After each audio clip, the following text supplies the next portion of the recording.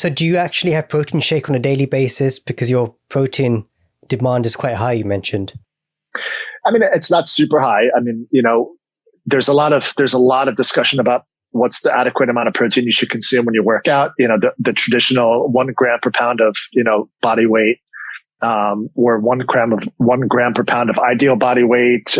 Some people say, about 1 to 1.2 grams per kilogram. I mean, there's so many different varieties of recommendations, but, and I think we're learning more and more about this, but I would probably try to say, so I weigh 190 pounds, and I'm relatively thin. I probably try to get anywhere from 150 to 170, I want to say, grams of protein per day. And, I usually supplement with, at least 1 protein shake a day. And I usually have that after a workout. It's just, I try to get a super clean, either plant-based or whey-based protein.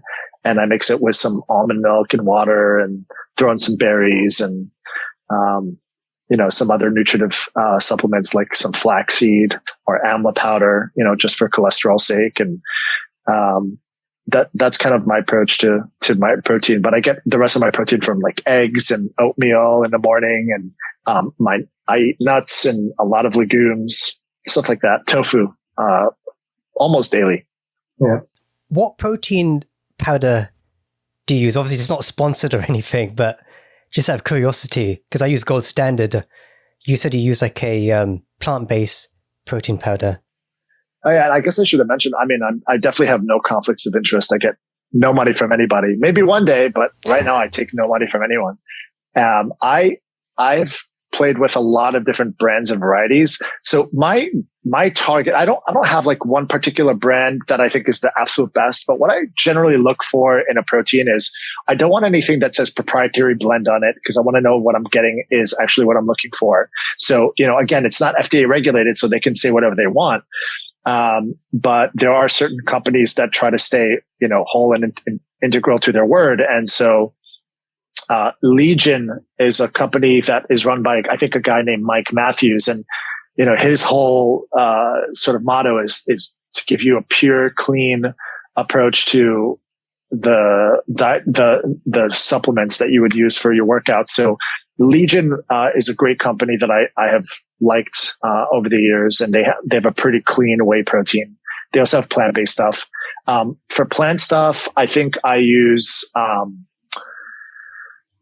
Garden of Life is a pretty good one. And, Vega Sport has a little more protein than a traditional Vega.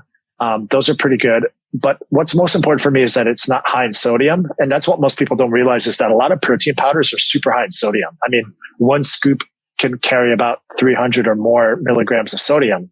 So I try to keep something that I think in the entire serving, whether it's 1 or 2 scoops, wouldn't be more than, let's say, about 180 to 200 milligrams of sodium, if that. And I would want it to be pure, whatever it is. So either pure pea protein. So Naked is a good company. I think they have like a pretty simple ingredient list. Legion is pretty simple ingredient list. So the less ingredients, the better. And the less sodium, the better. That's kind of the general approach that I used for my protein powders. Less ingredients and less sodium. Yeah, and I kind of share the same view on you, because that kind of scares me too, because you don't know how the chicken's prepared. Obviously, I try not to eat the skin of the chicken, because that's where a lot of the chemicals sit on. But yeah, you don't, especially in the US, there's, I read some chicken is actually prepared in chlorine, which is kind of crazy, because obviously chicken in the UK was prepared differently. They had different standards and regulations. So for me, that kind of scares me, because the long-term consumption of the chicken and the chemicals within antibiotics. And I think on that basis, it kind of makes sense to kind of cut down on meat. And when I was growing up, my mother would always kind of criticize me and my brother if we ate quite a lot of meat during the week. And she would kind of like say, you need to cut down. So it would probably be 2 or 3 times in a week. But then I kind of found, just like yourself, if I cut down on meat and I go more into a vegetarian diet, then I'm relying on protein shakes for protein mainly.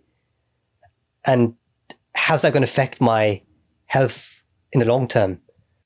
I think that kind of overestimate how much protein we actually need.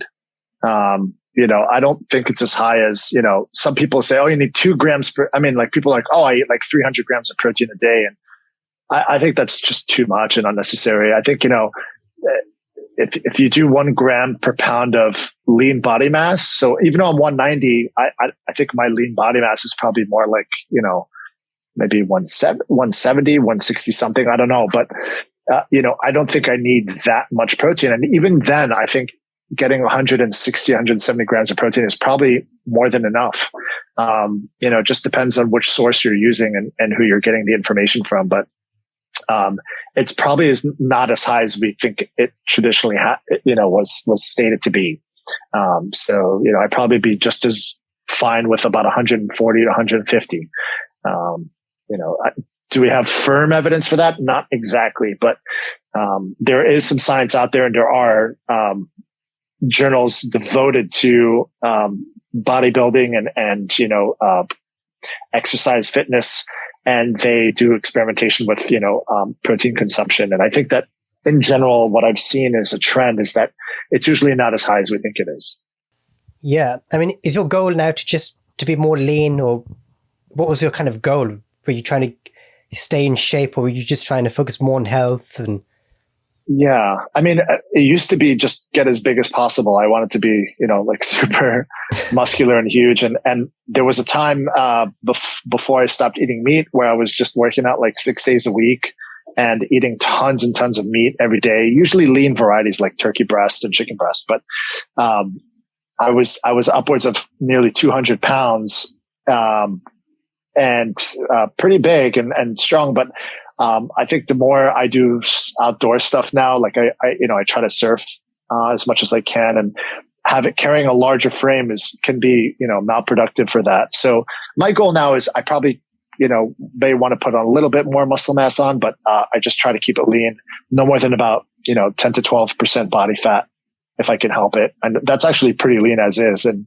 I think that's kind of the goal, is to incrementally improve my flexibility and my mobility while continuing to put a little bit of muscle on. But going over 200 pounds is probably no longer my goal. I may want to add a couple more pounds of muscle. But how tall are you? I'm 6 foot. 6 foot. That's quite good, actually, because obviously the taller you are, the BMI index, you need to keep that kind of. I'm 5'11", and I think I'm like 170 pounds. But I fluctuate quite a bit, because now I'm working out more. So I kind of lose a bit of weight, the more you work out. I find it kind of difficult to get that kind of balance with the protein and carbohydrates, to a point where I've just kind of given up on that, but just focus on a healthy kind of lifestyle, working out, eating as healthy as you can. I think as you get older, that's more of the kind of goal. I think the easy part is going to the gym. Everybody knows how to go to the gym. It's just the hard part where people fall short is the nutrition part, which is why I've taken so much interest in it over the years, because I've been working out for years. And, 70%, 75% of your results come from the kitchen and not from the gym.